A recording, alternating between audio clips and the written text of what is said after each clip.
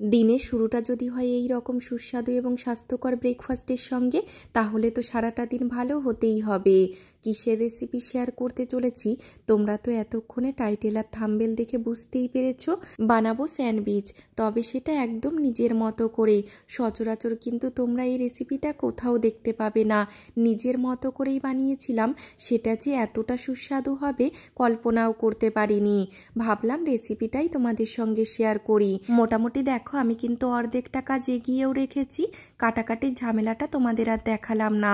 আর এক ঝলকে কি কি উপকরণ লাগবে সেটাও তোমাদের সঙ্গে শেয়ার করে দিলাম। আলাদা করে মুখে আর বলছি না, একদম ঘরোয়া কিছু উপকরণই লাগবে। একটা সেদ্ধ ডিম নিয়েছি, ডিমটাকে আগে দেখো গ্রেট করে নিলাম। ডিম দিয়েই বানাবো, যেটা কিন্তু দারুণ খেতে হয়।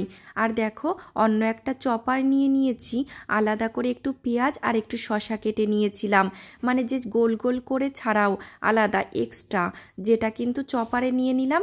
প্রথমে কাঁচা লঙ্কা, শসা, পেঁয়াজ, একটু বিট লবণ আর একটু গোলমরিচ গুঁড়ো, আর নিলাম পরিমাণ মতো ধনেপাতা। তোমরা কিন্তু ধনেপাতা নাও দিতে পারো, আমার যেহেতু ধনেপাতার ফ্লেভারটা ভালো লাগে সেই জন্যই দিলাম। বললাম না প্রথমেই নিজের মতো করে বানাচ্ছি।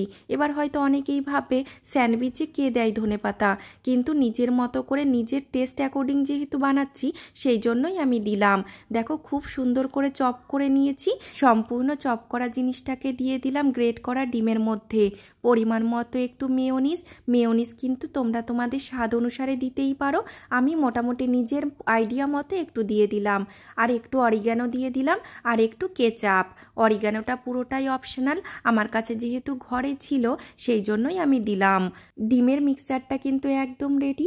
তোমরা কিন্তু এই পজিশানে একটু খেয়েও দেখতে পারো লবণ ঝাল সমস্ত কিছু তোমাদের টেস্ট অ্যাকর্ডিং আছে কি না।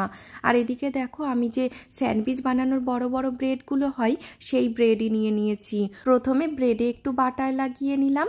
বাটার কিন্তু খুব ভালো করে না লাগলেও কোনো ব্যাপার নেই, আমার বাটারটা যেহেতু ফ্রিজে ছিল সেই জন্য একটু শক্ত হয়ে থাকার জন্য খুব একটা ভালো করে সব জায়গাতে লাগলো না। তাতে কিন্তু খুব একটা সমস্যা নেই, কারণ পরে যখন আমি ওভেনে এটাকে সেঁকবো তখন বাটার গলে গিয়ে সমস্ত জায়গায় খুব সুন্দর হয়ে যাবে।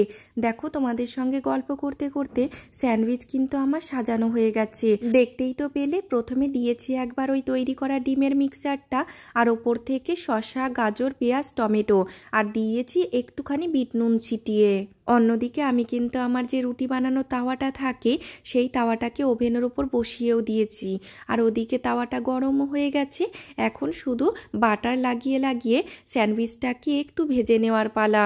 তোমাদের কাছে যদি স্যান্ডউইচ গ্রিলার থাকে তোমরা কিন্তু সেই স্যান্ডউইচ মেকারেও করে নিতে পারো, তাহলে জিনিসটা আরও সুন্দর হবে।